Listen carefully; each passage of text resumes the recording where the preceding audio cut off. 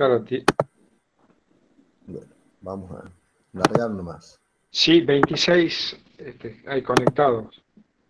-2 Bien. serían 24. Sí, señor. Ahí se han otra chica más. Largamos, chiques. Le hago una pequeña continuación de la última clase a forma de ir conectando cada tema que voy incluyendo en esta propuesta de reflexión de la materia, ¿no? Porque, bueno, este es mi marco teórico, yo les expliqué, yo soy del marco teórico de los sistemas complejos, ¿no? Donde cree que la realidad no son compartimentos aislados, la medicina, la teología, la ingeniería agronómica, la química, sino que al final es una mezcla de todo, ¿no? Y también creo que para meterse en la materia con esta idea de los sistemas complejos, soy una persona, soy un intelectual que cree que la Tierra es parte de un universo, esa pauta es de una galaxia, y que bueno, estamos parte de algo mucho más grande que recién lo estamos empezando a ver con la ciencia, pero nuestra Tierra depende de ese universo, ¿no?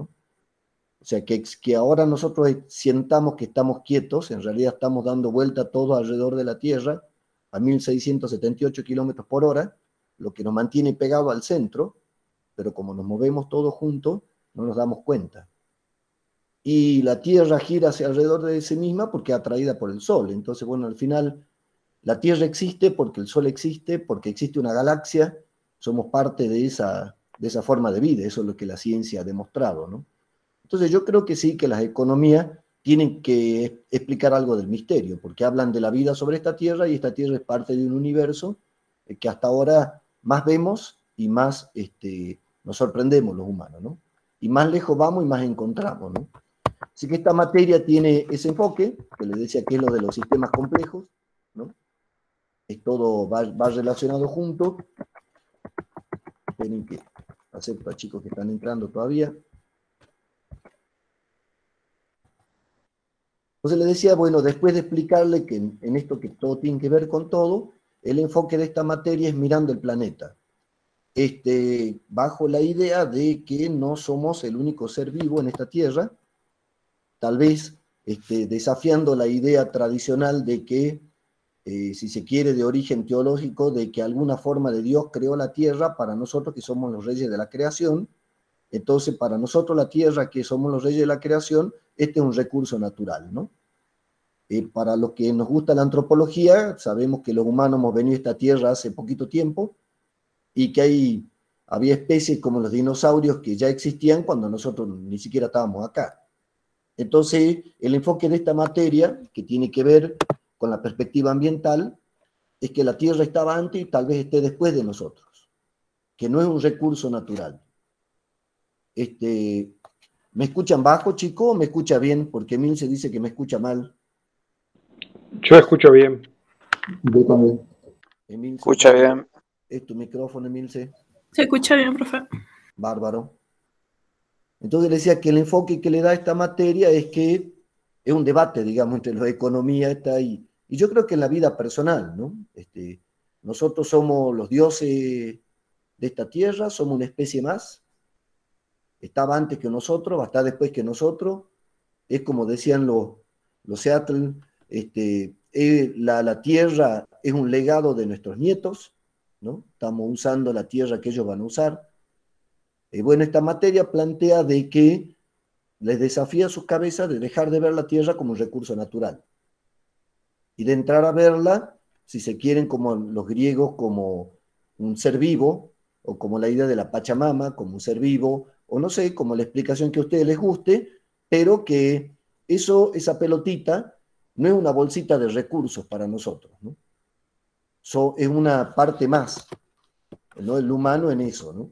Y este grupito de humanos, que somos una especie que cada vez estamos en todos lados, bueno, tenemos que comer todos los días, ¿no? Y tenemos que además producir ropa y tenemos que producir medicamentos. Entonces, en esa pelotita es que se arma la economía agraria, ¿no? Yo decía, bueno, ya entendimos, es que somos 7.000 y pico de millones de humanos, que tenemos que trabajar en esta tierra que estaba antes que nosotros, que tenemos la capacidad de producir cosas fuera de nuestro cuerpo, como ese pico y como esa máquina, que nos ayudan a modificar la naturaleza, a transformarla más rápido, hacer el surco más profundo, a hacer más hectáreas por día, ¿no? Nosotros con ese talento estamos en esta tierra, junto con ella produciendo alimento, produciendo productos agrícolas para la salud, la medicina, la estética y biocombustible, ¿no? Ah, buenísimo, más o menos vamos ubicándonos en la idea de la materia. ¿Y cómo es este juego, digamos? ¿Quién decide cuánto producir, qué producir, de qué manera producir? Si millones de pequeños productores, pocos grandes productores, agroecología, comida saludable, comida con glifosato, cuánto vale la soja, ¿quién decide todo eso? ¿Cuánto produce cada país ahora que el mundo está globalizado en la comida? ¿Quién marca las reglas para que esta especie tan hábil tecnológicamente que se conecta entre sí en todo el mundo, que es muy organizada y muy voraz, cómo hace para organizar su sobrevivencia en esta tierra, ¿no? Su sobrevivencia a través del morfi y en las otras cosas, ¿no? Bueno, lo que hace, según esta es la otra parte de la materia, según el planteo que nosotros tenemos, es que, bueno, es un juego de estas tres fuerzas, o tipos de fuerzas, o tipo, algunos economistas le llaman instituciones. Explica cómo en la institución, cuando hay un acuerdo entre dos o más personas para regular el vínculo personal y para limitar a cada persona. Por ejemplo, la amistad es una institución. Che, no nos jodamos, no sé, vos no me traicionés, no me robé, no me dañés. Hacemos ese acuerdo. Bueno, cuando tenemos un acuerdo que nos limita la conducta personal porque respetamos el acuerdo con el otro, ¿no? Por eso corrupción viene de romper el acuerdo con el otro para poder sobrevivir, ¿no? Para ponerse de acuerdo. Cuando hay un acuerdo se llama institución. Entonces, por eso la amistad es una institución, el matrimonio es una institución, la iglesia es una institución, el Estado es una institución, porque son acuerdos entre muchos que se acepta que regula la conducta personal, ¿no? La conducta individual. No hago esto porque no lo voy a joder a mi amigo. Paren que ahí siguen entrando chicos, que los acepto.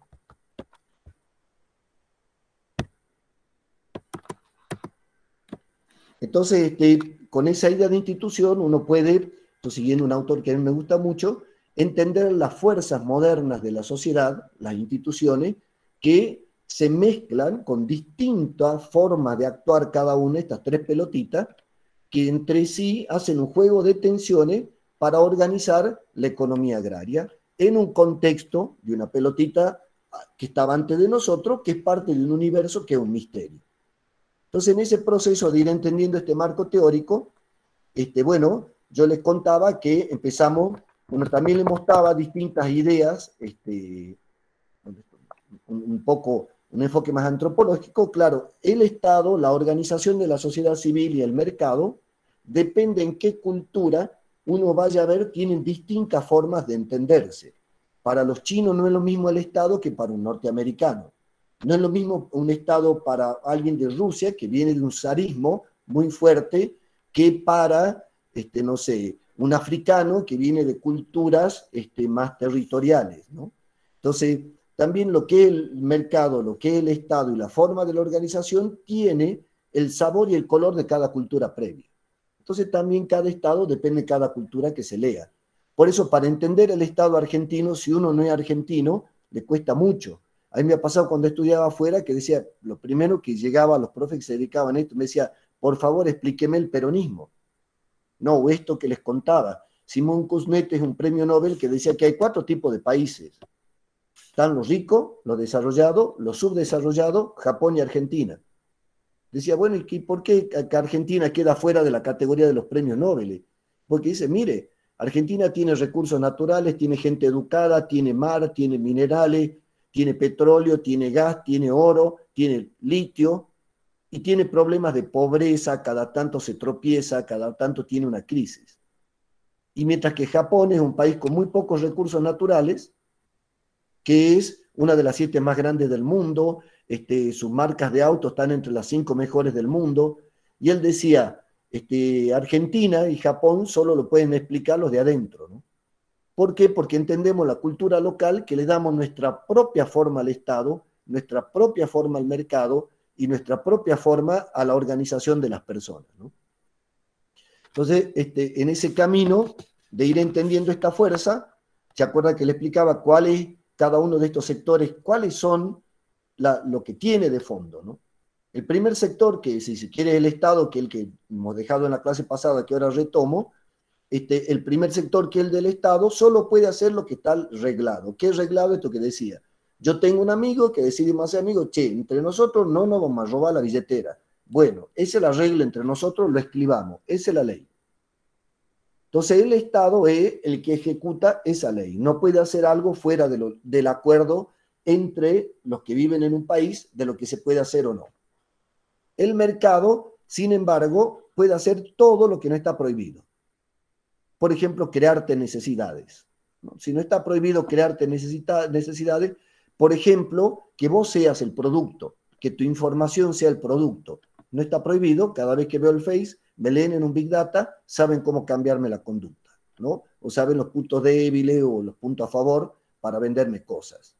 Entonces, la empresa, que es un debate que hoy está interesante, son los que quieren ganar plata, ¿no? Las instituciones cuyo fin es el enriquecimiento y que, si no está prohibido, meta pata, ¿no? Y las instituciones que al final son organizaciones de personas, pero no tienen como objetivo principal el ganar dinero. Pueden ganar dinero, pero no es su objetivo principal, ¿no? Como, por ejemplo, los clubes. Vos decís, Boca no gana dinero, pucha que no, habría que ver el balance de Boca, ¿no? Supongo que será importante. Ahora, ¿tiene fines lucrativos? No, el fin es salir campeones, participar del deporte, enseñar, la prevención y todo eso, ¿no? Lo mismo los centros vecinales, lo mismo las iglesias. Ah, las iglesias no hacen recursos, sí, se hacen recursos, las fundaciones también, ¿no? Y hay muchos que entienden que la misma familia es como un sector de poder. Yo creo que esta idea de que la familia es una forma de organización aquí en Jujuy, sobre todo aquellos descendientes y descendientas de familia andina, que tienen la idea de una familia muy extensa, que familias son mucha gente, no el papá, la mamá y los 2 hijitos, o los 3 hijitos, sino el primo, la prima, el abuelo, el tío abuelo, el compadre, la hijada, el novio del hijo, y así, ¿no? Esa también es un sector de poder si son familias amplias, ¿no? Y esa también pueden hacer todo lo que se le ocurre que no esté prohibido. Después les decía que hay distintos tipos de combinaciones de estos poderes, ¿no? A ver, paren, que ahí siguen entrando chicos.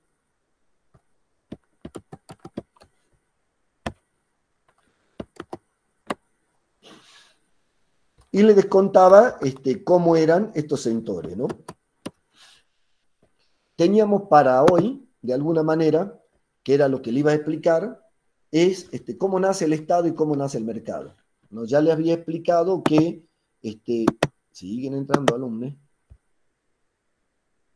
Uy, perdón, ahí los rechacé sin querer, Ezequiel Romero. No sé si alguien lo conoce, que se vuelva. Le metí mal el dedo. Ahí le digo. Ahora le aviso. Sí, mil disculpas. Quise aceptarlo y metí la pata. Entonces les decía que, bueno, ¿cómo empieza este cuento de la asociatividad? Ahí está Ezequiel. Perdón, Ezequiel, te quise aceptar y te rechacé, metí mal el dedo. ¿Cómo viene entre nosotros los humanos esto de organizarnos? Bueno, de organizarnos es previo al Estado. O sea, nosotros somos seres colectivos. Hay muchos antropólogos que dicen que nosotros han visto un mapamundi de noche lleno de luces. ¿Dónde no estamos los humanos?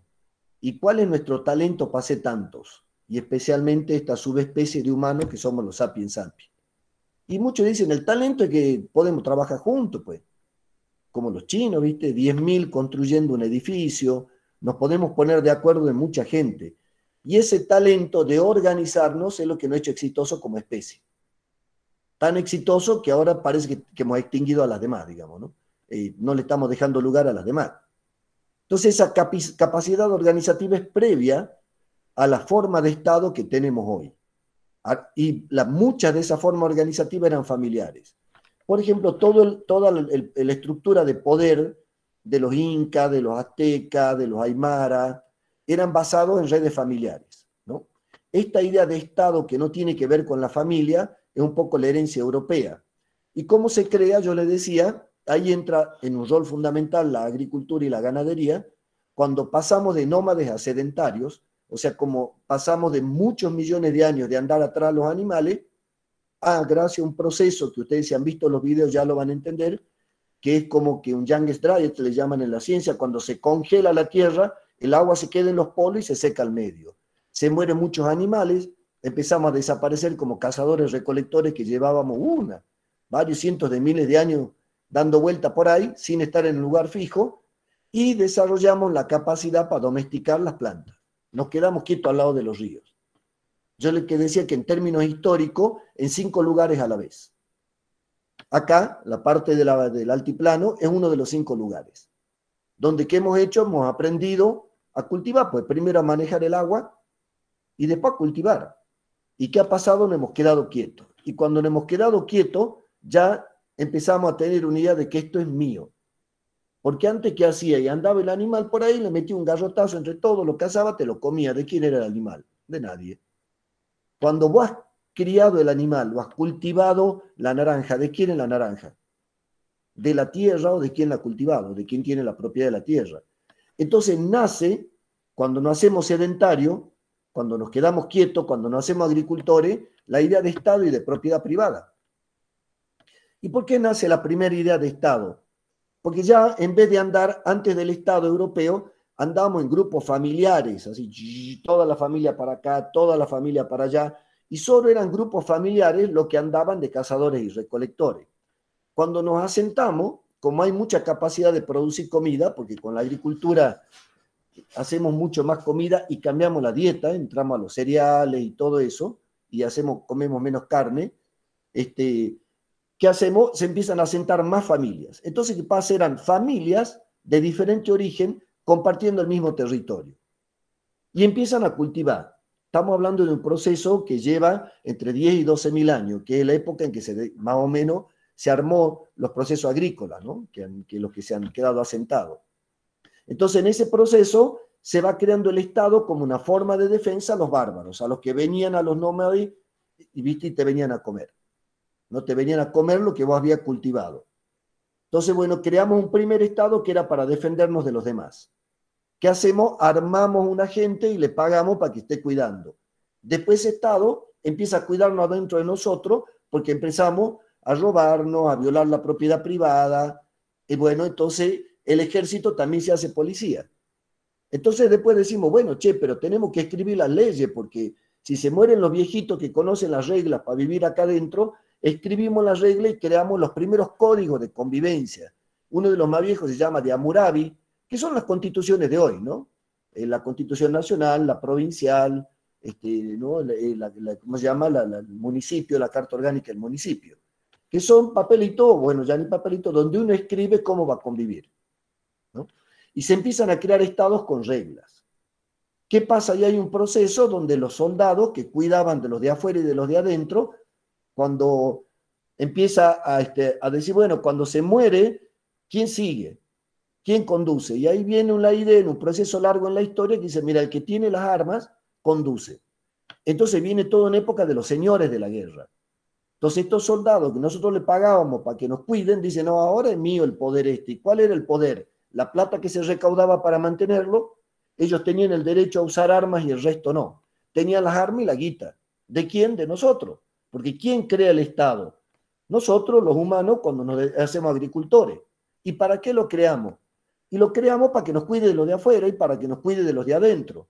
¿Y cómo nos va a cuidar de los de adentro? Y mira, armas solo puede tener el Estado o quien el Estado autorice. Entonces, ¿qué pasa? Un día nos encontramos que nosotros creamos ese poder para cuidarnos de los otros y de nosotros, y ese poder, los que están en el poder dicen, ¿y si es mío? Y desde el momento que hemos creado el Estado como poder, creo yo que cada persona que se acerca se tienta a sentir que es propio y a quedárselo en la familia, ¿no? Ustedes seguramente, ojalá que sea así sea, muchos de ustedes sean importantes en la construcción política de Jujuy del futuro. Van a tocar el poder y van a sentir la tentación de creer que es de ustedes o de su familia o de su grupo. Dicho de otra manera, la plata que maneja el presidente de la nación, ¿de quién es? ¿De él? ¿Del PJ? ¿De Juntos por el Cambio? ¿De quién es la plata? ¿Quién compra las vacunas? ¿Quién paga los sueldos del presidente, de los gobernadores? Y nosotros, pues. El Estado es nuestro. Nosotros lo hemos creado. Pero ¿qué ha pasado? Estos señores de la guerra han ido apropiándoselo.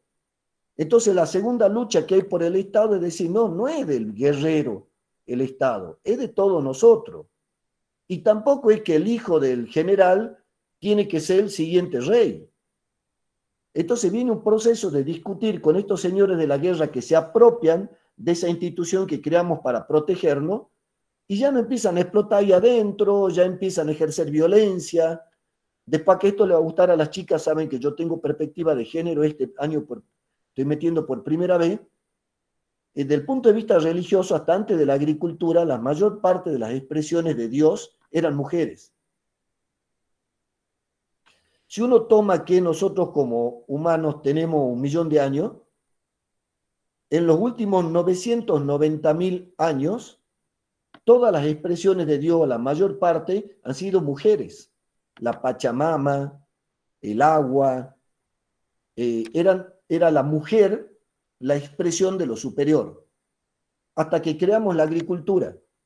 Después que creamos la agricultura, Dios empieza a tener forma de hombre, ¿no?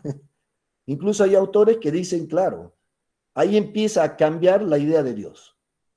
La agricultura no solo crea el Estado y también crea el mercado, sino cambia la idea de Dios y empiezan a armarse dioses masculinos, ¿no? Y se empieza a perder toda la riqueza de diosas femeninas, ¿no? Vinculadas a la fertilidad. Entonces todo eso produce la agricultura. Este Estado, primero lo agarran los señores de la guerra y nos pasamos miles de años con reyes. Reyes, zares, inca, es lo mismo que rey. Era un grupo familiar que nace acá en el 900, un poquito al sur del Cusco, que se extiende hasta el 1500, tiene un periodo corto, desde Ecuador hasta Mendoza, que una familia ganaba el poder y a quien ganaba esa familia elegía le llamaban inca. Y gobernaba mientras que vivía ese inca. Después se peleaban entre las familias para ver quién seguía. Pero acá también había una forma de que el que ganaba manejaba, ¿no? Nada más que aquí era un poco más democrática. Los europeos, los rusos y los chinos dicen, no, está en la sangre. En cambio acá se permitía en el Incario la lucha entre familias. De hecho, la palabra aylio expresa una forma de organizarse políticamente entre familias, ¿viste? Uno cuando va a la Puna se da cuenta, te dice, bueno, le voy a dar un ejemplo, Santuario de Tres Pozos, ahí son todos Chávez, son todos Vilca, son 3 familias, ¿no? Y entre ellas pelean la comisión municipal. Esa es la forma de construir poder más latinoamericana y menos europea. Entonces los europeos, ¿qué hacen? Primero, las familias se hacen reyes. Hasta en 1678, que con la Revolución Francesa, y un poquito antes, en 1776 los norteamericanos, en 1789, perdón, y la francesa, le dicen, basta de reyes, papá. Nada de esto que si vos sos de tal familia y de tal sangre, maneja este poder del Estado que lo hemos inventado nosotros. Y basta que el Estado decida quién es rico, quién es pobre, a quién le va bien y a quién le va mal. Ahora vamos a elegir. Y se arma toda la propuesta de la Revolución Francesa, que eso empieza hace 200 años, ¿no? O sea, tenemos 10.000 años más o menos, o 7.000, 8.000 años de monarquía, y 200 años de que en Europa se empieza a practicar una idea que habían inventado los griegos, que la habían tomado de otro lado, decir, che, en vez de creer que hay una familia que es superior y todos sus hijos han nacido para el poder, por tal apellido, por tal poder, no sé si digamos, cualquier coincidencia con la realidad no es intencional, ¿no? Que la capacidad para administrar el poder está en la sangre y en el apellido, ¿no? Esa idea la democracia la cuestiona, le dice, no, no va a gobernar el de tal apellido o el de tal sangre o el de tal familia, va a gobernar el que el pueblo decida que es el mejor. ¿Cómo? Lo vamos a votar. Y empezamos los humanos a practicar esta forma de Estado, ya rico, porque la agricultura nos hace rico, la industria nos hace más rico, pagamos más impuestos, se hace más rica la humanidad, y al hacerse más rica la humanidad, el Estado se hace más rico. ¿Y cómo va evolucionando ese Estado? En unas primeras etapas, ¿qué hacíamos? Como dice un politólogo, votábamos un rey cada 4 años. Hay mucha gente que yo noto, ¿qué es votar un rey? Yo le delego el Estado a alguien cada 4 años y una vez cada 4 años veo si lo vuelvo a delegar o no. Por eso se llama una forma de Estado delegativo, que yo te lo doy. Toma, manejalo 4 años y yo dentro de 4 años voy a ver si anda bien o no. Entonces hay una primera expresión de la democracia que va más como un rey, ¿viste? Yo lo único que quiero es que el político sea bueno. ¿Qué significa eso? Le doy el voto y espero que sea bueno. Y lo dejo gobernar 4 años. Hay mucha gente que entiende que eso es hacer política. Participar con el voto un tiempito. ¿Cuál ha sido la experiencia? Que esto que les decía, como concentra tanto poder el Estado, quien se acerca al poder del Estado, como dicen, se sube al pony, digamos, ¿no? Se le sube la cerveza a la cabeza. Cree que todo ese poder que tiene, esos recursos para hacer contrato, para comprar cosas, para decidir quién gana más, quién gana menos, es personal, es mío. No es que yo estoy administrando el poder del pueblo, es que es mío y de mi grupo o de mi familia, ¿no? En ese proceso de apropiación del Estado, empezamos a convertir en estados peligrosos y autoritarios.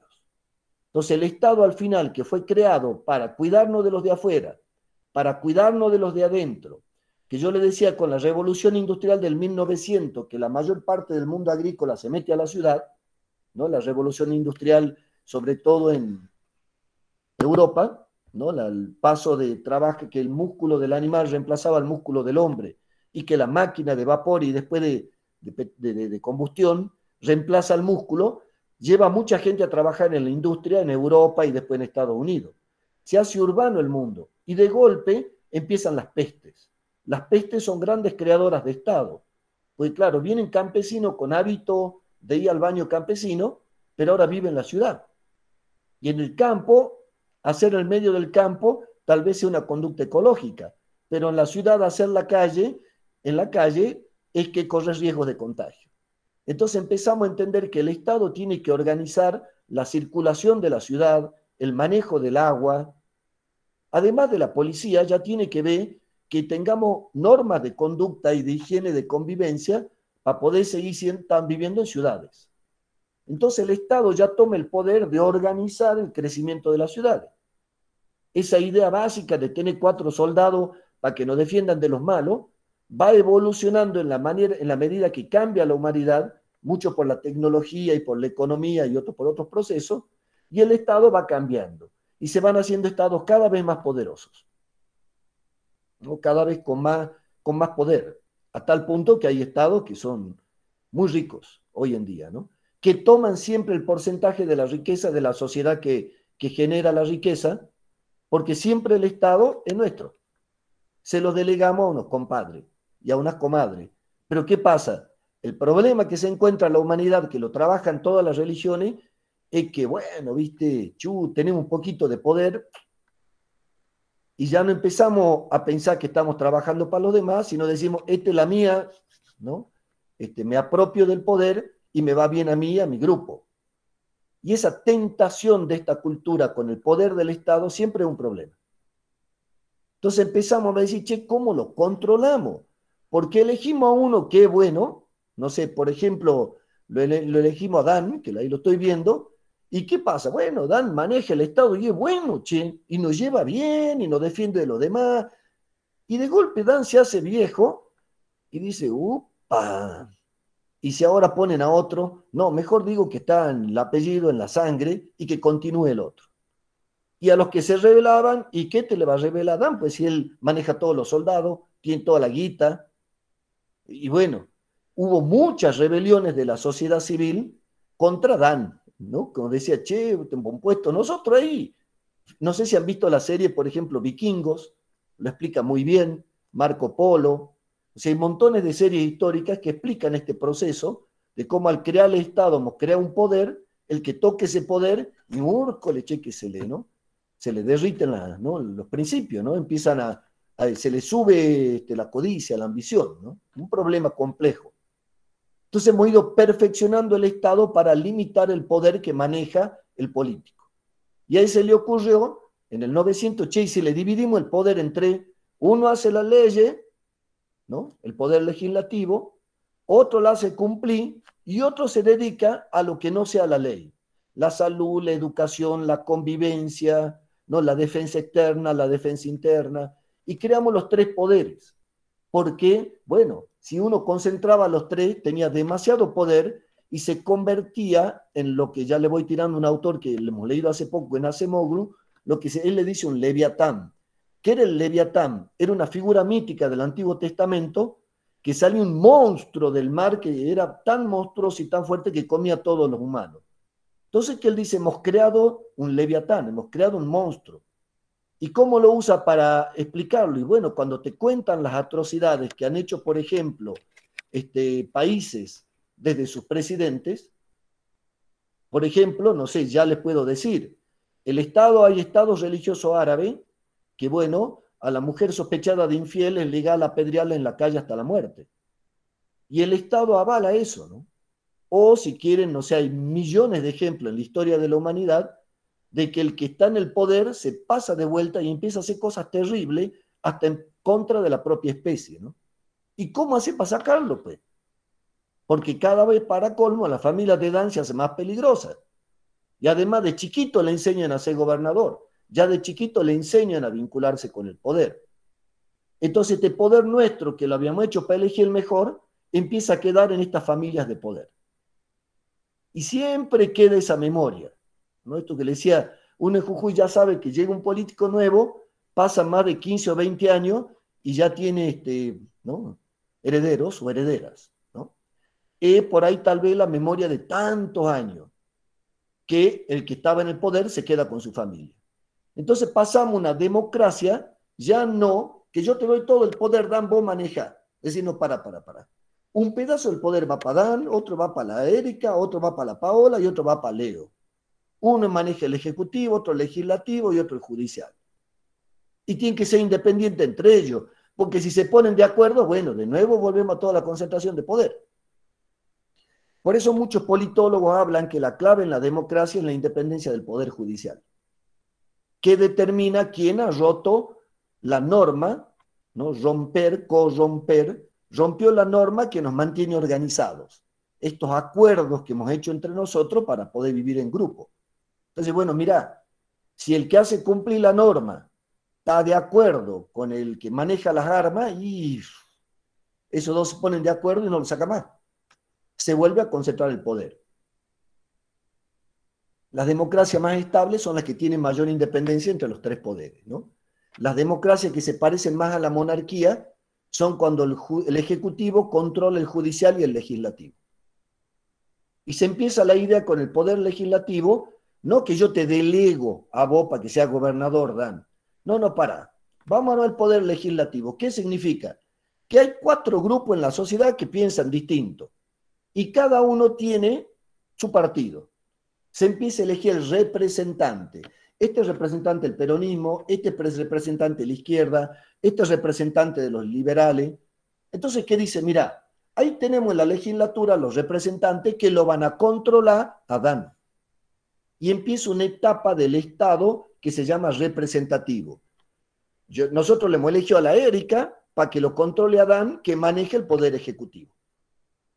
Y empezamos a creer que ya no hay que elegir un rey y dejarlo ahí, cambiarlo cada 4 años. No, le elijamos al rey y pongamos los legisladores que todos los años le aprueben cuánta guitita van a gastar, que es lo que se llama la ley de presupuesto, que esa se aprueba a nivel municipal, a nivel provincial y a nivel nacional. ¿Y qué hace la legislatura? Primero le aprueba en qué va a gastar y después controla. Que un sistema de control entre los representantes de distintos grupos de la sociedad, uno de derecha, otro de izquierda, otro ambientalista, otro indigenista, otro partido con perspectiva de género, no sé, que represente un grupo que tiene ahí que dice, no, mira, de mi grupo, Dan, no haga macana, yo soy del grupo de, no sé, la comunidad de indígenas, mira, cuídame esto, cuídame aquello, y hace que te represente el legislador que controla al gobernador. Claro, ahora, ¿qué está pasando? Y cuando este legislador que representa a las minorías empieza a perder poder, ¿quién controla? ¿Y qué representación vale? Entonces, claro, las democracias, cuando no funcionan estos 3 poderes, ¿Se acuerdan que le delego el poder? Después elijo un representante para que controle. Hoy, ¿de qué se está hablando? Mirá, la verdad que si le deja el poder y se lo delega, o se lo deja al representante, y el representante parece que lo ha elegido el gobernador, el presidente, el ejecutivo. Entonces, al final no representa a su sector, representa a quien lo ha ayudado para llegar a ese lugar. Entonces, si nosotros confiamos que los legisladores, concejales, vocales municipales, concejales, diputados provinciales, diputados nacionales, miembros de Naciones Unidas, que ellos nos representan, ¿qué ha mostrado? A veces sí, a veces no. A veces se representan a sí mismos, a sus grupos de poder, a quien pone, ¿no?, financia las campañas. Entonces se empieza a hablar en el siglo XX, a principios de este siglo, en la democracia participativa. Lo elegí y lo controlá. ¿Desde dónde? Del centro vecinal, de aquí, de allá, participando en el centro de estudiantes, en el club de fútbol, y desde ahí controlás el poder del Estado. Y es en la salida que da estos señores Acemoglu y Robinson, que una sociedad civil organizada es la que al final va a votar y va a controlar al legislador representante que tenía que controlar al gobernador y al gobernador. Entonces uno empieza a decir, ¿dónde está el mejor Estado? Cuando elegí el político, ¿ha encontrado un político de lujo, de casualidad? ¿O cuando la sociedad sabe a quién elegir, lo elige y lo controla? O sea, la pregunta que hace Acemoglu y Robinson es decir, ¿qué países funcionan mejor? Los que de casualidad tienen un buen político honesto, capaz, decente, bonito y todas esas cosas, bueno, bonito, barato, o las sociedades que participan mucho del Estado, que lo controlan, que hacen política no en el sentido partidario, ¿no?, sino de ser parte de una organización de la sociedad civil que tiene un ojito puesto en el Estado. Por ejemplo, si vos te dedicas al centro vecinal, ¿a quién va a controlar? La municipalidad. Che, ¿cuánta guita hay para obras públicas? ¿Por qué no me rellenan el zanjón? ¿Que acá no hay secretario de obras públicas? ¿Cuánto hay en el presupuesto? Hay una banca 13 en el Consejo Deliberante que puede ir el vecino, que es como concejal más. Che, flaco, ¿qué está haciendo con mi guita en la muni? ¿Dónde estás poniendo? Eso que es una sociedad que elige al rey temporal, Adán, que elige a sus representantes de sus distintas características, como funciona la sociedad, que lo controla Dan, y hoy ¿qué se habla? La verdad que no funciona. No funciona, espera que Dan sea el político honesto y perfecto que nos viene a salvar, ni tampoco funciona elegir buenos representantes. Porque el representante al final se recuerda de dónde viene para representar o empieza a sentirse más identificado con el poder político y el poder económico, ¿no? Entonces las nuevas democracias que por lo menos proponen estos autores se llaman participativas. El Estado funciona bien cuando la gente lo controla. Chao. Él, por ejemplo, da como ejemplos Suecia, ¿no? Estos países nórdicos que él los considera, dice, che, ¿por qué ahí no hay corrupción? Porque el político es honesto, y él dice, no, porque la sociedad lo controla. La corrupción no es el resultado de la honestidad de quien está en el poder o la deshonestidad de quien está en el poder. La corrupción es el resultado de una sociedad que no participa en los sistemas de control, ¿no? Que no va, pregunta, mira, se mete aquí, se mete allá, en lo que te guste, ¿no? En una iglesia, en un club, en una comunidad, en una empresa, en una organización empresarial, que es gente que se organiza para mirar el poder que le hemos dado al DAN, que muchísimo. El Estado jujeño es como la empresa sin duda la que más guita gasta en Jujuy por lejos. Imagínense, el Ledesma, que tal vez la empresa que más emplea en Jujuy, emplea como 5.000, 6.000 personas. ¿Cuánto emplea el Estado jujeño? A ver, tiren un número. 90.000. Y uno dice, qué poderosa Ledesma. ¿Quién paga los 90.000 empleados por mes? El Estado. Entonces es un sector de poder muy grande que al final, si no lo controlas, a este poder tan grande que hemos creado nosotros para que esté al servicio nuestro, los ciudadanos estamos al servicio de quien está temporalmente en el poder. Y ese debate sobre el Estado hoy está que arde. Bueno, miren, Milei ha sacado un porcentaje altísimo y él es de los que tienen la idea de hay que eliminar el Estado o dejarlo al mínimo. Miren cómo los humanos seguimos debatiendo este tema hace 10.000 años. Esta institución, este poder que hemos creado del Estado, ¿tiene que ser grande? ¿Tiene que ser chiquito? ¿Se tiene que dedicar a la salud o no? ¿Se tiene que meter en la empresa? ¿Tiene que regular la salida de carne de Argentina? ¿Tiene que ponerle el precio al azúcar? ¿Tiene que poner un precio mínimo de la leche y un precio máximo? ¿Qué lugar le vamos a dar al Estado? Debate político de hoy, digamos, ¿no? Casi siempre es un debate presente, ¿no? Bueno, ese es un poquito el ido explicando cómo se construye la idea de Estado, cómo esa idea de Estado va evolucionando, por supuesto, muy rápidamente. Están los videos y están los textos para que lean esto, o por ahí con, por supuesto, más precisión y más claridad tal vez, en los textos y en los videos que están colgados y que le pasó la profe Susi, ¿no? Si a ustedes les interesa, bueno, a nosotros nos encantaría este libro de Acemoglu y Robinson, que un poco explica, es un libro de como 700 páginas, lo explico un poquito más largo, pero bueno, hemos producido una síntesis con el profe Villegas, que también es un lector que nos gusta leer. Para quienes quieran, le pasamos esto que es una especie de resumen, sería Dani, ¿no? No más que una síntesis. De este capítulo habla de este tema, de este capítulo habla de este tema, ¿no? Así que para quienes lo quieran, leer esto en profundidad, además de ver el video, además de leer ese texto de evolución del Estado que tiene en la página, estaría buenísimo este de Acemoglu y Robinson, ¿no? Ahora ya que me queda una horita de clase, ¿cómo vamos Raúl, ya? Sí, Dani. también aprovechen para ver YouTube sobre este tema. Hay varios youtubers, no se me ocurre otra palabra, hacen YouTube, así que son youtubers para mí. Varias personas que comentan el libro, comentan de los autores.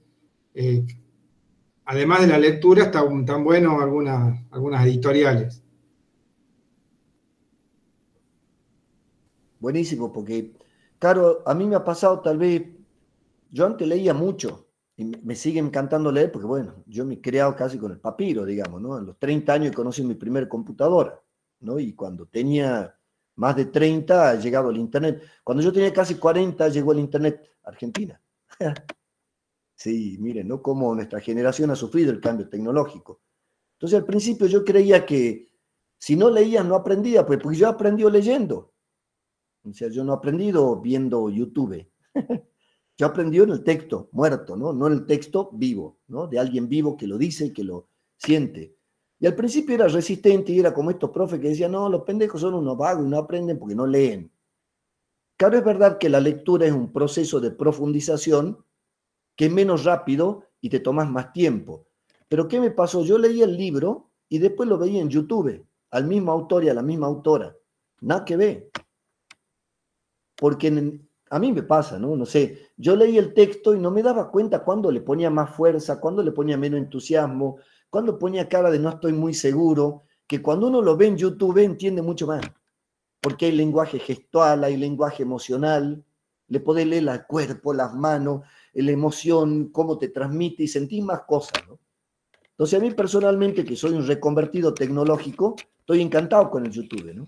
Y con los TED Talk y como dice Daniel, estos dos autores, Acemoglu y Robinson, son jóvenes, son más jóvenes que yo, son actuales, digamos, ¿no? Y está lleno el Internet, ¿no? Hay otra autora, que bueno, si la quieren también está lleno, se llama Mariana Mazzucato. A mí me gusta porque estoy metiendo cada vez más economistas mujeres, porque tienen otras perspectivas. Es bien interesante lo que dice la Mariana, porque ella dice, no es que la sociedad civil tiene que estar, digamos, es la que tiene que controlar al Estado, hacemos lo llama este pasillo estrecho, ¿no? Que está entre la empresa y la política, ahí el medio apretado, está el centro vecinal entre los empresarios y los políticos, tratando de ver que las cosas funcionen bien, ¿no? Cuando más amplio es ese poder del centro vecinal de la ONG, más amplio es el pasillo, dice. Porque si le deja el mundo a los políticos y se pueden volver locos como Trump, ¿viste? O como este de Corea, ¿no? Y si le deja el mundo a los empresarios, y sí, rico más rico, pobre más pobre, naturaleza destruida, desempleo, ¿viste? Bueno, dice, bueno, al final le deja Al Estado, boom, le deja a los empresarios, boom, ahí tiene que estar al medio de la sociedad en un pasillo, como entre dos fuerzas, equilibrándola, ¿no? La Mariana Mazzucato dice que está bien eso, pero hay que tener un concepto de Estado mucho más eficiente. Empieza a decir que hay que ver que primero que el Estado no es ineficiente, que hay cosas que no hay que medir la ineficiencia, como por ejemplo la vida, y después dice que hay que empezar a entender que el Estado es un lugar donde tienen que ir las personas de mayores capacidades. Y cita muchos ejemplos de estos países europeos que para entrar al Estado tienen que rendir un examen. Entonces toman a la mejor maestra, al mejor policía, y ¿cómo? Rendir un examen.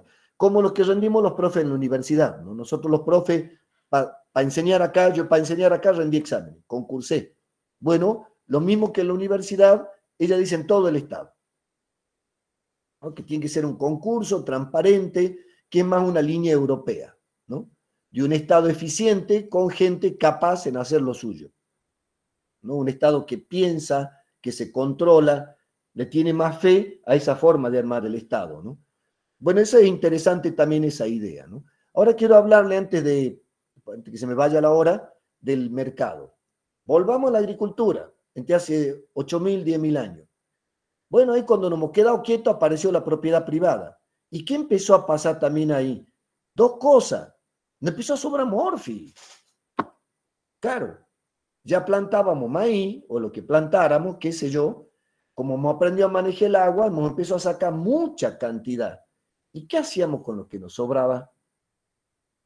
¿Qué hacía? Bueno, entonces empiezan los primeros silos de la humanidad. Lo empezamos a guardar en sistemas redondos. Empieza el principal acopio de propiedad privada. Empieza el primer silo bolsa de soja, digamos, ¿no? Con la agricultura no empieza a sobrar comida, al que le sobra comida la empieza a guardar. Entonces, como había comida, había gente que no tenía que trabajar porque tenía comida, empieza a desarrollar habilidades manuales. Che, como el padre hace la comida, el hijo se dedica a hacer sandalia y nace el zapatero. Y empieza a cambiar los zapatos por la comida. Y después empieza otro a hacer vasijas de barro y a cambiar las vasijas, y otro hace ropa, y otro se dedica a curar, y empieza a ver la división del trabajo. Antes de la agricultura todos hacían de todo. Con la agricultura empieza una división del trabajo, aunque sencilla. Estaban los agricultores que hacían morfi, los soldados que te defendían de los de afuera y de los de adentro, que había que garpale, y los artesanos que hacían sus cosas, ¿no? Zapatos, ropa, medicina, armas, carreta, ¿no? Que se dedicaban a hacer, y se empieza a intercambiar. En una primera etapa, el intercambio, el valor de las cosas, las decide el rey.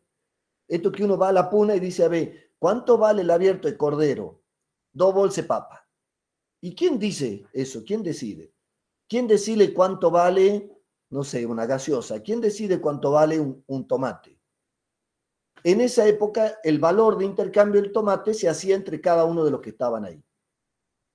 Entonces, bueno, a estos que intercambiaban, por muchos años la sociedad los consideraba como gente de segundo nivel. ¿Por qué? Porque no hacían nada, pues. ¿Qué hacían? Lo que les sobraba a los otros, lo intercambiaban. Y empieza, además del artesano, además del soldado, además del rey, además del agricultor, además de algunos representantes de Dios que se les suele pagar, ¿no? Como nosotros pagamos a la iglesia oficial, ¿no? La iglesia católica. Además de eso empieza a aparecer este otro que intercambiaba no lo que le sobraba a él, como era en principio el trueque, como sigue siendo el trueque en la puna. Vos vas a la manca fiesta y bueno, el que hace maíz le sobra cambia, el que hace durazno en la quebrada le sobra cambia, el que tiene cuero lo cambia, el que tiene sal, pero es lo que producía cada uno de ellos. Pero llega un momento que viene uno y dice, che, yo le cambio que le sobra cuero y yo me llevo a cambiar el cuero por naranja. El que intercambia lo que no le es propio. A esos que empiezan a intercambiar lo que no le es propio, que le lo ven como una categoría segunda, porque decía, a ver, ¿qué riqueza produce? ¿No? Sobre todo los fisiócratas decían eso. Y que intercambia, ¿qué? A ver, el comerciante, ¿qué le agrega de valor a la carne, a la comida, a la ropa, nada, no lo hace, lo revende. Ya eso en un principio lo encierran en un lugar porque decía, ahí van lo más atorrante, porque no hacen nada. Sacan de un lado, llevan al otro y no son productores, ni son soldados, ni son religiosos, ni son agricultores. ¿Qué son? Unos pícaros que sacan de donde sobra y llevan donde falta y lo venden. Y los encierran en un espacio físico donde se buscan todo, donde van todo eso para intercambiar. ¿Qué era intercambiar? Oferta y demanda. Yo tengo esto, ¿cuánto me querés dar vos? Y bueno, ¿cuánto vale? Depende. Si hay muchos que lo quieran, vale mucho. Si no hay nadie que lo quiera, vale poco. Entonces empieza el juego de la oferta y la demanda en lugares marginales de la sociedad, donde era, bueno, si puedo engañar, te engaño. Entonces traía yo una piedra de Chile que no la conocía nadie y decía, esta piedra vale 200 cueros de oveja. Y era una piedra del mar, negrita, que aquí nadie conocía. Ah, bueno, si me creían y me querían pagar, que me sé. Entonces empieza la historia de que ¿de dónde sale el valor? ¿Lo pone el rey? No. ¿Lo pone el soldado? No. ¿De dónde sale? Y bueno, hermano, si te hace hacerlo, si te convence para pagar eso, vos ves, ¿viste? Vale lo que te hacen creer que vale. O lo que vos crees que vale, ¿no? Entonces empieza esa forma de organizar el intercambio. Al principio esa forma que yo intercambio con la Paola para ver cómo le saco la guita lo más que puedo, sin límites. Incluso en algunos mercados ponían un cartel que decía, aquí no entra ni el rey ni Dios. ¿Qué quiere decir? Que la codicia, el engaño, el sacarte plata, como decirte, no sé, tal gaseosa es la alegría de la vida, ¿qué te están diciendo? Y te están engañando, es café y azúcar. Bueno, es válido. Si vos me pagás para que yo te engañe, tal cerveza, el sabor de la amistad, no sé qué tiene que ver la amistad con la cebada fermentada, ¿no? Pero bueno, si yo te convenzo, ¿viste? Vale. Y si yo te convenzo que vale mucho, pagas mucho, ¿no? Lo que los austríacos llaman la subjetivación del valor. Al final, si te convence que vale, vale. Entonces, en esa época que dicen, no, lo encerremos en aquel costado porque eso no tiene dignidad. Eso lo que buscan es enriquecerse jodiendo a los demás. Y se considera por mucho tiempo el comerciante como una figura y su forma de pensar como una figura marginal de la sociedad. De hecho, no sé si alguno o alguna de ustedes son descendientes de gente del campo. A la gente mayor del campo, cuando vos le hablas del intermediario, del comerciante, lo ve como el pichinchero, el busca. Incluso, fíjense, en el campo todavía los abuelos dicen la palabra busca. Ese busca, ¿no? Una actitud del agricultor a ese que no tiene valores, que se enriquece sin producir nada. ¿No? El intermediario que se hace rico con el productor pobre. ¿No? Entonces, ¿qué pasa? Ese mercado que estaba ahí encerrado, que estaba permitido que esa forma de pensar funcione ahí adentro, empiezan a ganar dinero, empiezan a crecer, y esa forma de pensar y de organizarse ahí adentro, que es total libertad, ahí no entra ni Dios ni el Estado. El Estado lo único que hace es cuidarte de los bandoneros, el principio de funcionamiento del mercado. ¿A qué voy al mercado? A ganar dinero. ¿De qué manera? La que venga. Lo importante es ganar dinero. El fin justifica los medios. Y esa forma de entender las cosas, entonces vos decís, che, mirá, el agricultor trabaja 4 meses con riesgo, con gran inversión, y vende el cajón de lechuga a 500 pesos. Y el intermediario lo recoge en la quebrada, lo recoge en Guacalera y lo vende en Perico a 2.000 pesos. Che, 5 veces más en una tarde, sí, porque el mercado, hermano. La libre juego de la oferta y la demanda. Pero no es justo que una persona 4 meses arriesgue, se parte el lomo, que la seca, que el bicho, y otro que no arriesga nada, lo busca a las 5 de la mañana a 400 pesos y lo vende a las 6 de la tarde a 2.000. ¿Por qué? ¿Es justo? Claro, ¿qué te dicen los libres mercadistas? Y el valor no es lo que vale la cantidad de horas de trabajo, ni el esfuerzo, ni el cuidado de la Pachamama. El valor es lo que la gente quiere pagar. Y chao, es oferta y demanda, estira y afloje, ¿no? El sistema de competencia. En esto yo no voy a profundizar mucho porque la materia que han tenido no me acuerdo si en primero o segundo año, que es Economía General, es una materia que afortunadamente explica mucho el funcionamiento del mercado. Entonces yo no me voy a meter en teoría de los precios, la ley de la oferta y la demanda, porque todas esas cosas yo asumo que ya la vieron. O sea, que entienden el mecanismo de mercado, ¿no? Si quieren, ahí yo le he pasado, bueno, hay un artículo de Berthaud que a mí me gusta, pero los franceses son raros para escribir, y a mí me gusta porque me hacen pensar más, pero bueno, no tiene mucho impacto entre los alumnos Berthaud, que es un economista que filosofa sobre el mercado. Pero sí tienen colgado un cómics, no sé si le gusta Asterix y Obelix. Bueno, en mi época era un cómics que uno de los escritores era argentino, muy inteligente, muy creativo, y hay uno que se llama Obelix y compañía, que está gratis, está ahí en la página, que con una pequeña cómics, ¿no? Con un cuentito, que son estos dibujitos con texto, te cuenta cómo entra la lógica de mercado en un pueblito donde vivían con una lógica comunitaria y con trueque sin moneda. Y explica cómo entra el mercado a ese pueblo y cómo lo cambia. Está bueno porque ese cómic está hecho por economistas, ¿no? Economistas franceses que, bueno, a mí me gustan. Léanlo al cómic, se lee en un rato. Es re divertido, pero es como un libro bien hecho, expresado en dibujitos, ¿no? Que expresa la lógica de mercado. ¿Qué ha pasado con esta lógica de mercado? Cuando entra a jugar toda la idea de Estados Unidos, que toma la de los ingleses, ¿qué dice? El mercado no solo es un lugar donde yo voy a ganar dinero. Es solamente yo gano el dinero con una idea de un individualismo extremo y que la codicia del individuo es una virtud para la sociedad. Empieza a entender que el egoísmo es una virtud. Adam Smith, ¿no? Que es uno de los padres del concepto de libre mercado actual, el padre teórico, decía, mira, cuando más codicioso sea el carnicero, mejor es. Y vos decís, ¿no será así, don Adam, si cuando más codiciosa la gente, mejor anda la sociedad? Y él te decía, sí, porque el carnicero tiene tanta gana y gana guita que va a ser el mejor carnicero del mundo. Y al final el mundo va a prosperar con que el mejor carnicero prospere. Y el Estado va a joder ahí nomás, porque no deja llegar al mejor carnicero. Deja llegar al amigo del rey. Adam Smith, él trabajaba en las aduanas, él nació en Kirkland, Escocia, él trabajaba en la aduana y se daba cuenta que los que estaban dentro de Inglaterra y eran amigos del rey ganaban guita, y lo que hacían lo mismo afuera, de mejor calidad y más barato, no lo dejaban entrar.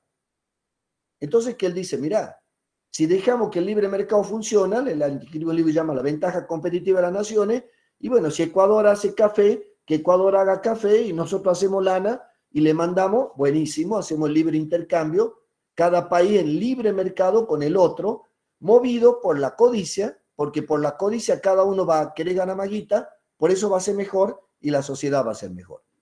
Claro, lo que Adam Smith tiene él también un libro que se llama Teoría de los Sentimientos Morales, yo lo tengo ahí si lo quieren leer, que él también dice, mira, la codicia es un buen motor, pero después es muy difícil manejarla. ¿Cómo la para el codicioso? ¿Cuándo deja de ganar? Y lo que tiene la concentración de riqueza que viene el resultado de la codicia es que, bueno, un montón se queda fuera de la riqueza y produce daño medioambiental. Que Smith no lo vio, ¿no? Él decía, la teoría moral del mercado después la pierde.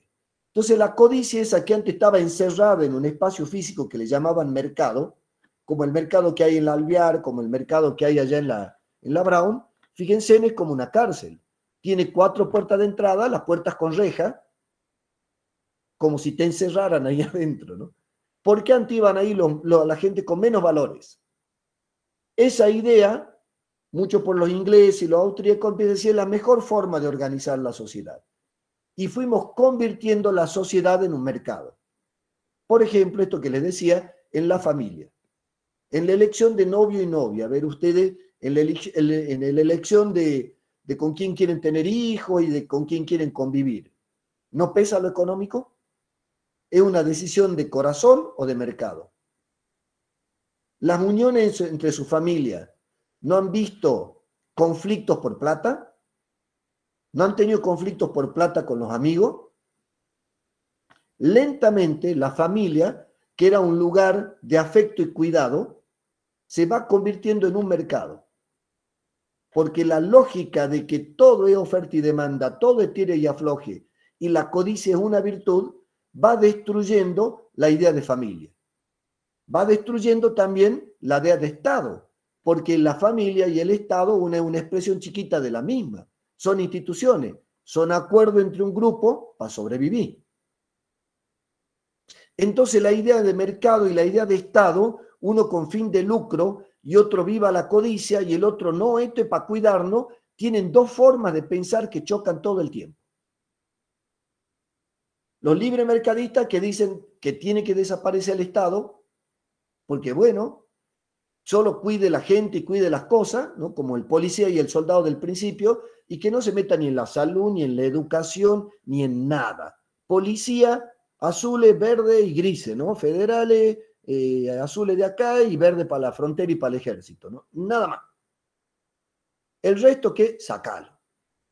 Que sea cada ser humano con su codicia, con su gana de ganar más, con su gana de progresar, que Smith le llamaba esa mano invisible, esa fuerza del mercado, va a ir equilibrando toda la sociedad, va a ir distribuyendo bien las riquezas, al final vamos a ser todos ricos y prósperos, ¿no? Bueno, hasta ahora no puede con eso el mercado, ¿no? Sí puede con la prosperidad. A mí, desde mi perspectiva, hay profesores que opinan lo mismo, afortunadamente. Desde mi perspectiva, el mundo empresarial genera mucha riqueza, genera una tecnología increíble, pero bueno, Morphy, calidad de vida, empleo, más concentración. Claro, ¿qué le dicen a los jóvenes? Trabaje. ¿En dónde? Si cada vez todo da menos empleo porque estamos reemplazando por máquina y ya estamos reemplazando por inteligencia artificial, ¿no? El otro día, miren estas cosas de la inteligencia artificial y uno dice, qué lejos que está.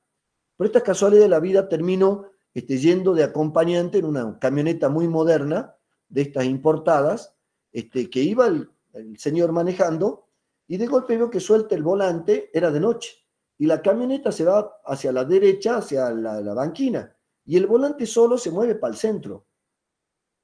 El volante solo la acomoda, y después entra ahí para el medio de la ruta, ¡brup! El auto se iba manejando solo. ¿Qué tiene?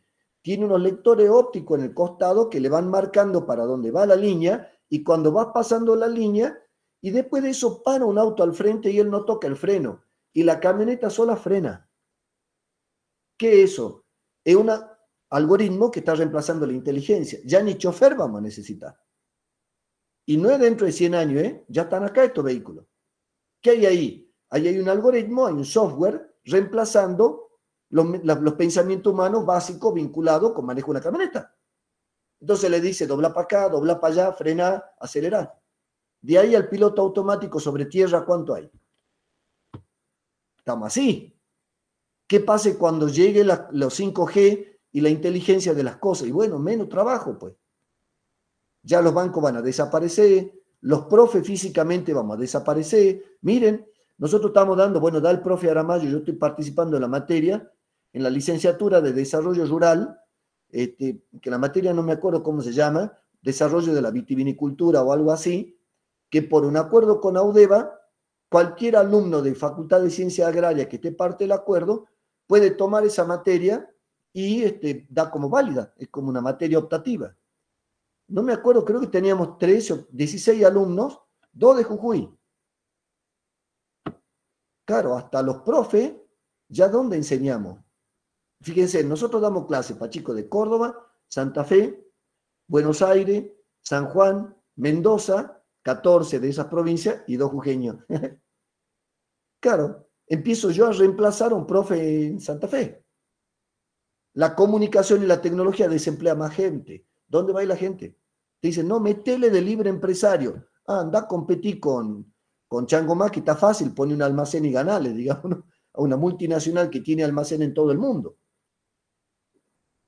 Entonces la lógica de mercado prosperó mucho la humanidad, generamos mucha riqueza, genera poco empleo, concentra riqueza. Al concentrar riqueza, no le permite al chiquito entrar a competir con el grande.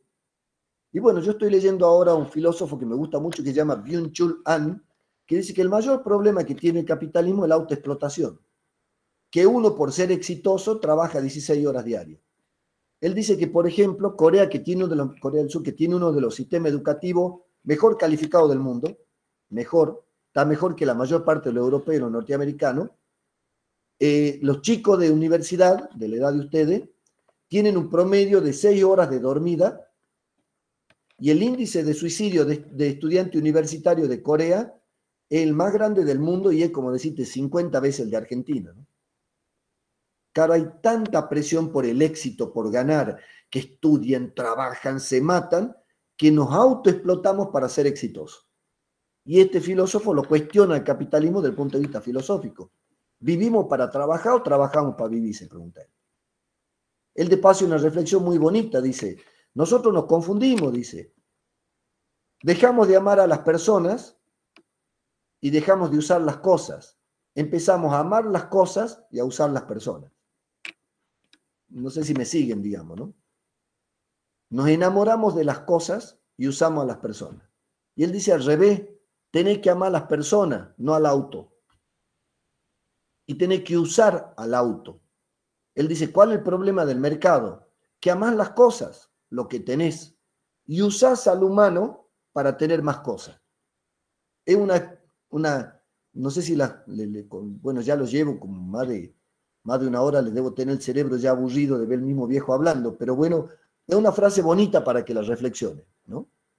Entonces el mercado, con esa lógica, que tiene defectos y tiene virtudes, cada tanto se pelea con el Estado y con la sociedad civil para ver con esos tres cómo se organiza, cómo viene en la mano, quién se lleva esto. Para decirlo en términos agrarios, ¿ustedes están de acuerdo con las retenciones al agro, con la 125? ¿Están de acuerdo que el Estado cobre de más porque la soja vale más?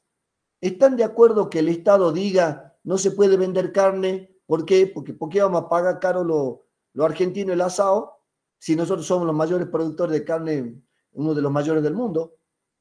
¿Por qué tengo que pagar yo el asado igual que un francés? ¿Está bien que el Estado se meta? ¿Le hace bien o le hace mal al agro? ¿El Estado tiene que apoyar al Ledesma o tiene que apoyar a un pequeño productor de la quebrada que tiene medio hectárea? ¿Cuál es el rol del Estado en el agro? ¿Cuál es el rol del Estado hoy? Claro, vamos a ir viendo que este juego de tensiones entre esta lógica pública que tiene que cuidar, que tiene que guardar, y esta lógica de la codicia sin límite, entran a chocar. Y esta se la quiere comer a la otra, y esta se la quiere. Entonces, el político termina empresario, porque bueno, como está en el Estado, empieza a venderle cosas al Estado, le dice a los amigos que ponga una empresa, ¿no? El político se hace empresario, el empresario se hace político, y se morfa la política. Y ahí entre esos dos se empiezan a mordisquear y ordenar. Eso más o menos sería, ya no quiero seguirlo haciendo más largo, una idea de este enfoque de la economía agraria que parte de entender que la Tierra es parte de un universo complejo que no logramos entender, que nuestra cabeza de un misterio, ¿no? Explicamos algunas cositas, pero yo en esta etapa de mi vida, chicos, yo soy un hombre de fe, esta es mi posición personal, yo, como decía Einstein, creo en el Dios de Spinoza, ¿no? De un filósofo holandés que llamaba Baruch Spinoza, ¿no? Creo que uno es parte de una cosa del todo que está expresada en la Tierra de esta manera, en mi cuerpo de esta manera, en el cuerpo de Dan de su manera, en el cuerpo de Mills de su manera, en el perro, en el gato, en el mate, son distintas expresiones de Dios. Yo tengo esa postura, y el universo es una expresión de ese todo, que decía Einstein, ese tiene reglas, la regla de Dios la tenemos que conocer, como ya conocemos la gravedad y la de la energía que está guardada en la materia, ¿no? Eso es, bueno, esta Tierra es parte de un universo que es un misterio, acá está la Tierra, está antes que nosotros, para mí sí está antes, no es que alguien la creó para que yo la use, estaba antes y tal vez esté después. No es un recurso mío, yo soy parte, soy una especie más de esta diversidad de vida que es la Tierra, ¿no? Bueno, bárbaro, estamos acá, somos 7.400 millones, nos gusta morfar, nos gusta tener luz, nos gusta gastar petróleo, nos gusta plástico y tirarlo al mar. Bueno, ¿cómo hacemos para sobrevivir todo, no matar a la otra especie y que vivamos más o menos justos acá adentro, justo en distribución de riqueza, en respeto dentro de los estados de la diversidad cultural, de la diversidad de género, de las formas de vestirse, de entender la vida, ¿no? A mí me gusta en ese sentido un señor que ganó un premio Nobel que llamaba Amartya Sen, que decía que ¿qué es la libertad hoy? La libertad es libertad económica, o sea, que vos tengas tu plata y puedas gastar tu plata como a vos te guste.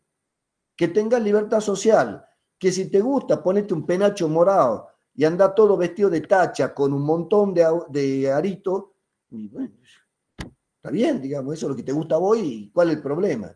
Que tengas libertad cultural, que digan, bueno, yo soy quechua, yo soy aymara, yo soy humahuaca, yo soy colla, yo soy árabe, yo soy latino, y no haya castigo por ser tu identidad cultural, tu género, tu religiosidad, tu expresión física. Él dice, bueno, eso es parte de la humanidad que tenemos que cuidar. Y los derechos políticos, que cualquiera pueda acceder al poder y se pueda controlar al poder. Él dice que, bueno, si al final este juego entre el Estado, el mercado y la sociedad civil, al final comemos todo bien, nos curamos, nos educamos, somos respetados en nuestra diversidad, no destruimos la naturaleza, ¿qué importa la combinación entre Estado, mercado y sociedad civil? Yo siempre le digo que ahora ya vamos a ir a entrar a la política argentina y vamos a ir viendo cómo Argentina tiene dos sectores, uno que le gusta más el libre mercado y otro que le gusta más el Estado, y cómo esos sectores se viven peleando en este país. ¿No? Yo decía, a veces me da la impresión que somos Fernet con coca, ¿no? Primero le clava puro Fernet. ¿Qué hace el Fernet? Te alza una borrachera bárbara. Pero al otro día está con dolor de cabeza, te han robado la casa, la borrachera del mercado, ¿no? La de los 90, hay plata, vamos, papá. Después que terminó la fiesta y el crédito externo, la deuda externa, los conflictos sociales, los pobres, la milagrosala, se vino todo el día. Bueno, claro, le mete puro mercado, viva la fiesta, después tiene que pagar la fiesta. Le mete puro Estado, es como la Coca-Cola, ¿no? Te infla, te hace más vago, te hace más lento, te relaja. Bueno, nosotros tenemos que encontrar en la postura de Acemoglu y Robinson y también de Mazzucato y de todo el keynesianismo y el institucionalismo, la mezcla entre el Estado y la política con la empresa que nos garantice una calidad de vida buena. En este sentido de Amartya Sen, ¿no? Un bienestar no solo material, sino de grupos, de psicológicos, respeto de la libertad y todo eso, ¿no? Y esa combinación me parece que es el gran desafío de la economía agraria, ¿no? En el aspecto que tiene que ver con la comida, ¿no? Con la comida, con todas esas otras partes que siempre les explico de la economía agraria. Y son como dos formas de entender el mundo, el Estado, el mercado y la sociedad civil, que negocian y tensionan entre ellas. A veces gana una, a veces gana la otra. Una hace cosas buenas, otra cosa no tan buena. Ambas tienen crítica. El libre mercado puro tiene hartas críticas. El comunismo de la URSS, la Unión de Repúblicas Socialistas Soviéticas, se desarmó. El comunismo chino se desarma en el 76. El de la URSS se desarma en los 80. También tiene crítica los países con mucho Estado. Entonces van a ver que el siglo pasado se mataban entre los enamorados del Estado y los enamorados del mercado, ¿no? Ahora hay algunos que quieren reeditar esa pelea, como por ejemplo Milei, o como por ejemplo Del Caño, ¿no? Como para poner un enamorado del libre mercado y otro enamorado del Estado y la comunidad organizada, ¿no? Y como entre ellos se pelean, no, porque tu idea, no, porque las tuyas, no, porque vos metés vago en el Estado, no, porque si no está el Estado, ¿quién le da de comer a los pobres? ¿Quién cuida la naturaleza? No, porque el que pone para cuidar a los pobres y la naturaleza se chorea todo, ¿eh? Un enamorado de que el Estado tiene que estar por arriba del mercado y ahí se arma un juego de presiones y de tensiones, ¿no? Campos de fuerza, ¿no? De ahí a ver quién gana, ¿no? Cómo nos peleamos, nos vinculamos con interacción entre ellos. La verdad que la pretensión teórica de la materia es que entiendan esta complejidad. Entonces, bueno, profe, al final, ¿qué es la economía agraria? Entender que la Tierra es parte de un universo que no entiende, sí, eso es economía agraria. ¿Por qué? Porque si no hubiera universo, no hubiera tierra. Si no hubiera tierra, nosotros no estaríamos acá. No hay mucho para darle vuelta. También hay que entender que esta tierra estaba antes que los humanos. Sí, miles de millones de antes que nosotros vengamos. Yo le contaba acá donde yo vivo, ¿no? Yo vivo para Cuyaya, encontraron ¿cómo se llama? Digamos, ay, no me sale el nombre ahora, un dinosaurio, ¿no? Ya le voy a decir el nombre, que tiene entre 6 y 8 millones de años. Aquí donde yo estoy ahora dando clase, hace millones de años andaba ese animal. Yo como humano, hace menos de 1 millón de años que estamos acá. O sea, ese bichito estaba acá donde yo estoy 6 millones de años antes que nosotros. Sí, un fósil, querida. Pero no me acuerdo cómo se llama el tipo de fósil que encontraron acá en la universidad. ¿No? Esto de que ya la ciencia sabe cuántos años tienen los esqueletos hechos piedra, ¿no? Claro, a mí me impresiona decir, loco, no existíamos como especie, 6 millones de años antes, ya andaban los bichos esos por acá y eran gigantescos. Claro, la Tierra es el recurso que nos ha dado Dios a nosotros. Gliptodonte, casi Guille, está ahí, ha sido un descubrimiento, ha sido unos años, ha sido impactante. Bueno, la Tierra está antes que nosotros, nosotros antes que la Tierra. Bueno, en la perspectiva de esta materia me parece que está un poco antes. Entonces quiere decir que va a seguir después. Bueno, le hemos heredado y la vamos a heredar. No es mía. ¿No? La Tierra viene de antes y va a seguir. ¿No? Hay muchos biólogos que dicen que jodamos mucho, va a ser, nos va a sacudir nosotros. Hay muchos, a ver qué opinan ustedes, a ver los desafíos. Muchos filósofos y biólogos opinan que el COVID es de alguna manera una venganza de la naturaleza. De que somos muchos, estamos en todos lados y hemos hecho desaparecer el 60% de la especie, le hemos hecho eliminar su ecosistema, como esto, nos hemos entrado a convivir amontonados y a comernos los murciélagos, si es que viene del pangolín y del murciélago, el virus. Y al final, ¿qué pasa? Claro, al bichito lo comemos, al bicho que antes era salvaje. Y su virus y su bacteria nuestro cuerpo no la conoce.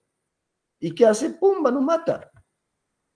Además, ese bichito, no es bicho, un pedazo de ADN dando vuelta, es inteligente, muta, cambia. Más rápido que la ciencia encuentra la solución. Un pedazo de ADN que viene de un murciélago nos está matando en cantidades y enfermando en cantidades como hacía mucho que no veía la humanidad. ¿Y eso qué? Bueno, a mí me gusta un filósofo y teólogo que se lo recomiendo, se llama Leonardo Boff, B-O-F-F, con doble F, que él dice, nos la está cobrando la naturaleza, pues. Le hemos ido comiendo los ecosistemas, las especies, nos hemos ido amontonando con especies que estaban antes que nosotros. Por ejemplo, los pájaros son descendientes de los dinosaurios. Ellos vienen mucho antes que nosotros. Claro, llegamos nosotros, nos acercamos a su virus, a su bacteria, la respiramos. Estos microorganismos, nuestro cuerpo no la conoce, pumba. Hasta que le encontramos la vacuna, nos sacude, ¿no? Nos daña, nos mata y daña la economía, porque claro, la única forma de prevenirte no es vincularte. Si no te vinculas, la economía se complica. Muchas formas de economía, ¿no? Entonces, es un virus que nos impactó también en la economía y en la sociedad, ¿no? No sé. Y si es que la naturaleza nos está diciendo, chango, ustedes son muchos ya. Nosotros también queremos estar, ¿no? O sea, también queremos estar en la tierra, ¿no? A mí me parece interesante esa filosofía, ¿no? Si les divierte, el año pasado yo he leído mucho de eso porque me divertía. Hay un libro que han escrito unos intelectuales que se llama Sopa de Wuhan. Wuhan es el lugar donde se ha largado ¿no? En teoría, ahí empezó el virus. Es un libro donde distintos intelectuales opinan sobre de dónde viene la pandemia, qué efecto va a causar, cómo nos vamos a sentir con la pandemia, qué nos va a cambiar en la cabeza, ¿no? Si les interesa, bueno, yo la hago leer en extensión, ¿no? No creo que cuando ustedes lleguen a extensión en un par de años ya lo dé de bibliografía, porque ya ojalá la pandemia sea historia, ¿no? Pero aquellos y aquellas que les divierta, hay dos. Hay uno que son intelectuales del mundo opinando qué cambio está produciendo la pandemia, sobre todo en el concepto de Estado. Esto que le contaba, cada vez que hubo una enfermedad grave, cambió la idea de la utilidad del Estado, porque lo único que nos defendía de la enfermedad era nosotros organizados a través del Estado. Muchas de ellas fueron cuando nos amontonamos en la ciudad. Esto que le expliqué, el cólera, la peste bubónica, el sarampión, la viruela, es porque estábamos amontonados y no nos organizábamos entre nosotros. Entonces el Estado ha sido siempre importante en las epidemias, ¿no? Siempre. Y ahora, por supuesto, nos está vacunando gratis a todos, ha dado ingreso familiar extraordinario, el Estado ha regalado plata, ayuda de trabajo, ¿no?, en la producción, los ATP también han regalado plata, ¿no? De nuevo en la pandemia, ahí está, ahí lo ha pasado el Dani, muchísimas gracias, ¿no? Yo, no sé, siempre la ilusión de un profe digamos, del corte pedagógico que tenemos nosotros es que ustedes les despertemos la curiosidad y vayan a leer y piensen, ¿no? Ustedes saben que la idea que en esta materia hay otras materias que tienen que repetir, la tienen que aprender, tienen que ir a la memoria automática. Esta materia como extensión es una materia que no les dice, hagan funcionar la parte del cerebro que graba y repite, como por ejemplo las fórmulas matemáticas, cuánto químico hay que echarle a un remedio para las plantas, bueno, ahí hay que grabar y repetir. Esta materia, la economía, hay que pensar, ¿no? Hay que, a ver, la otra memoria, ¿no? La memoria que escucha otras ideas, reflexiona, construye la propia, no la memoria de la que guarda, no tanto el hardware, digamos, ¿no? Lo que queda duro en la memoria, ¿no? Es más lo que pensás todos los días, ¿no? La memoria RAM, ¿no? Vendría a ser un poco, ¿no? Entonces, esta materia los lleva a pensar. Si les gusta todo ese debate, está ese que llama Sopa de One, y a otros es que están escritos por el mismo libro escrito por latinoamericano que se llamó La Peste. Muy interesante. Son todos articulitos cortitos, ¿no? Hay algunos que dicen que nos volvemos al Estado céntrico, otros dicen que nos vamos a hacer cada vez más comunistas porque solo la comunidad nos salva, otros dicen que vamos a recuperar la idea de familia, otros dicen que en la pandemia todos hemos pensado en Dios. Yo soy COVID recuperado, con todo lo que he estudiado, la primera noche que me empezó a dar fiebre, claro, ¿qué me pasaba para colmo? Ponía en internet y uno me decía, tantos muertos en el mundo, el año pasado estaba el hospital de campaña, para colmo un amigo me decía, che, si te empeora, en la casa nomás, ¿eh? ¿Cómo? ¿Qué me está diciendo? ¿Que me voy a morir acá? Sí. Y justo me enfermé en la época que estaban saturados los hospitales, ¿no? Los sanatorios, los hospitales. Entonces, claro, vos estás en la noche con fiebre, que tu amigo te dice, mira, me moriste en la casa, porque no hay lugar, pues ¿dónde? Y decís, bueno, este miedo a la muerte, ¿con qué lo resuelvo? Bueno, yo soy un profesor de la universidad, me pongo a ver en internet. Yo, en un lado decía que no existe, en otro lado decía que había que tomar dióxido de cloro, en otro te mostraban la cantidad de muertos. ¿Sabe qué? Me temblaban hasta los dientes. ¿Cuál era la verdad? Para colmo, uno era una revista científica y un médico prestigioso que decía que todo es mentira, otro médico prestigioso que decía que no es mentira, uno que decía que se contagia por el aire, otro que se contagia por la mano. Ver acá dice, por ejemplo, hay un premio Nobel que dice que fue creado artificialmente, no sería venganza o sería nosotros destruyéndonos, ¿no? No la naturaleza cobrándonosla, ¿no? No sé, me gusta que piensen estas cosas. Claro, ¿qué pasa con semejante miedo? Y bueno, echan mano a alguna idea de un ser superior que te está cuidando, porque la ciencia no te puede cuidar porque no tiene respuesta.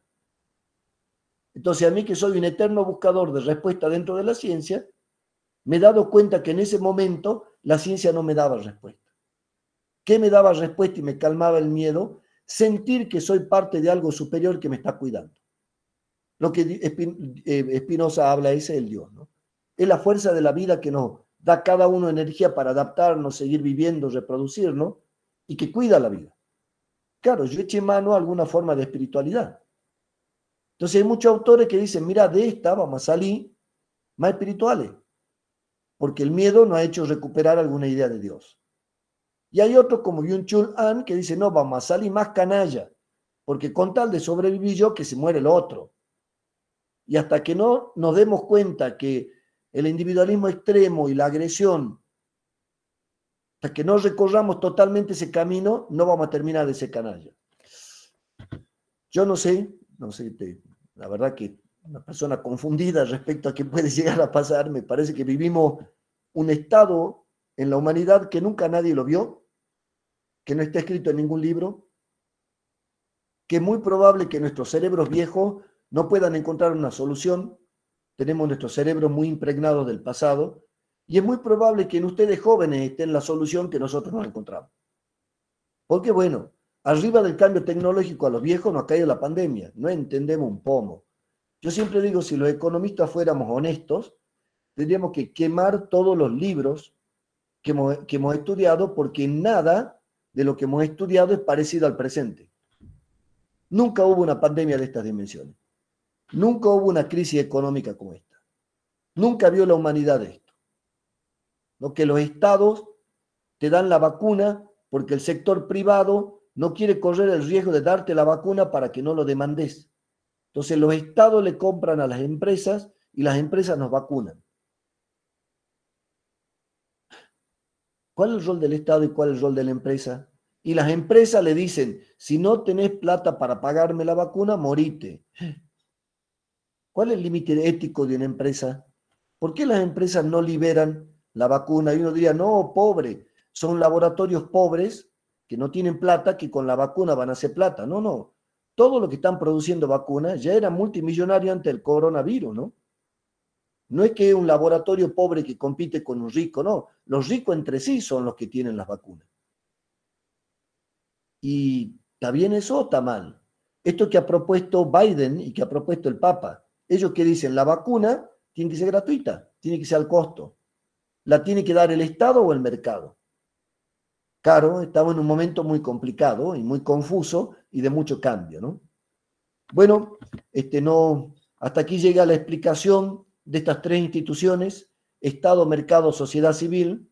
Ahora vamos a empezar a ver cómo ha ido impactando eso en la historia de Argentina y en la historia de Jujuy.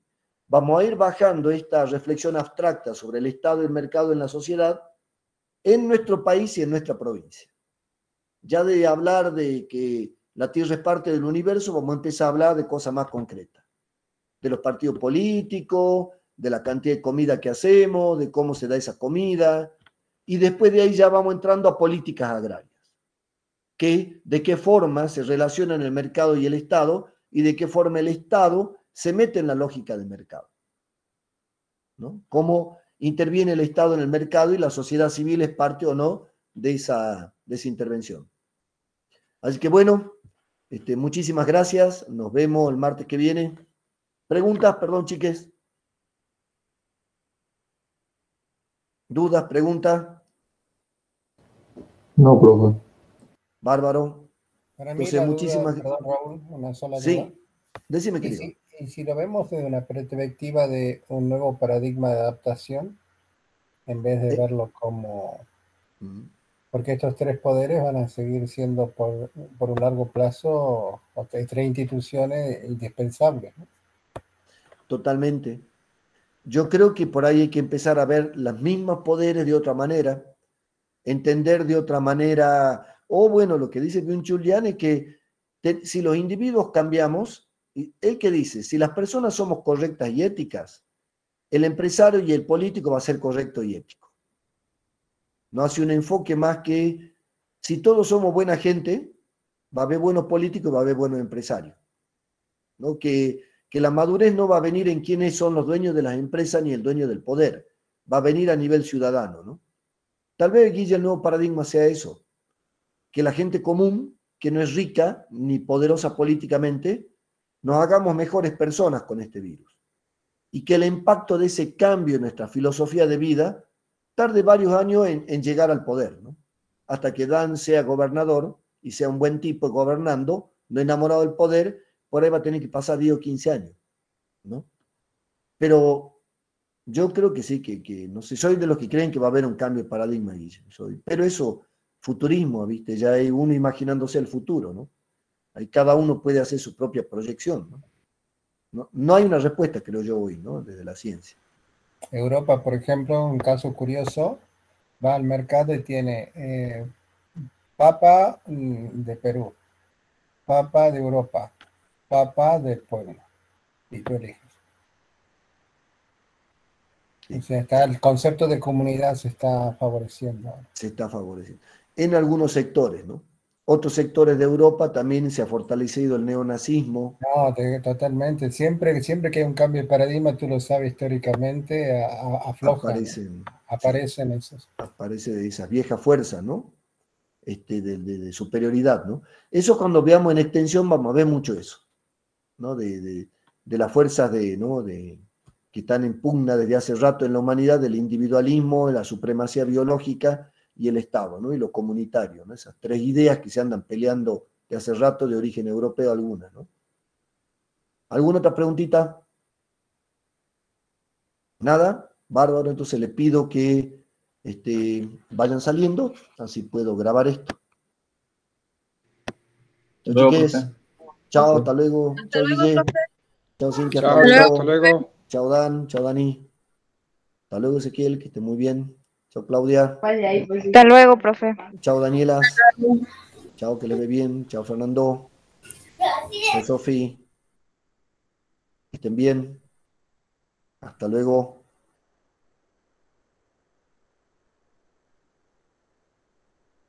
Chao, Karen. Que esté muy bien. Chao, Dani. Chao, Pablo.